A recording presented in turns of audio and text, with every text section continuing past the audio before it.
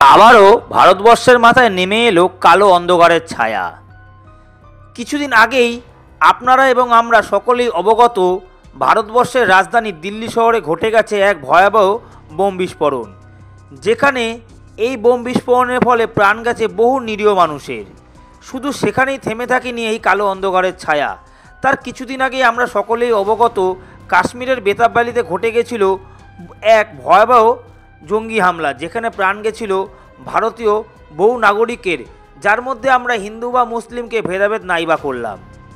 এই সমস্ত কিছুর পরেও কিন্তু দু একদিন আগে ঘটে গেল আবারও এক বোম বিস্ফোরণের ঘটনা, যেটা সেই কাশ্মীরের এক পুলিশ স্টেশনে, এবং যেখানে প্রাণ গেল বেশ কিছু পুলিশের, যারা কিন্তু আমাদের এই ভারতবর্ষে নিরাপদের প্রধান এক কেন্দ্র।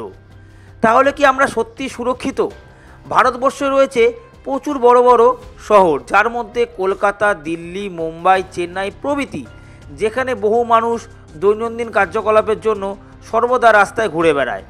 এইভাবে চলতে থাকলে কিন্তু বহু নিরীহ মানুষের প্রাণ চলে যেতেই পারে।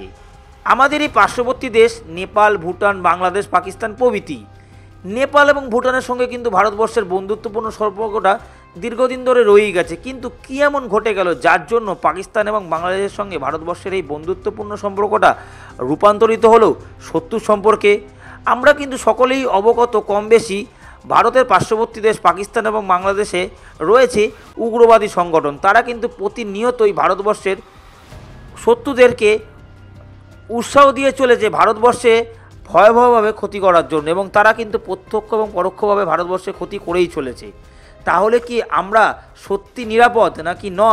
ভারতের কেন্দ্রীয় সরকার এর জন্য কী স্টেপ নিচ্ছে এগুলোকে বন্ধ করার জন্য? আপনাদের কি মতামত? আমরা এবং আপনারা সকলে কি সুরক্ষিত নাকি না? আরে মশাই, কোথায় যাবেন বুঝতে পারছেন না? কার সঙ্গে যাবেন সেটাও বুঝে উঠতে পারছেন না? এত চিন্তা করছেন? আমরা তো আছি আপনাদের পাশে।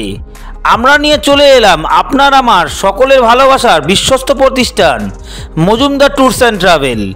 এখানে কিন্তু শুধুমাত্র আপনার বা আমার বিশ্বাসের জায়গা নয়, এটা কিন্তু ভারতীয় কেন্দ্রীয় সরকারেরও বিশ্বাসের জায়গা। তাহলে আর চিন্তা কিসের? চলে আসুন। আপনারা দেখছেন মজুমদার নিউজ বাংলা, আপনাদের সমস্যার আমরাই সমাধান।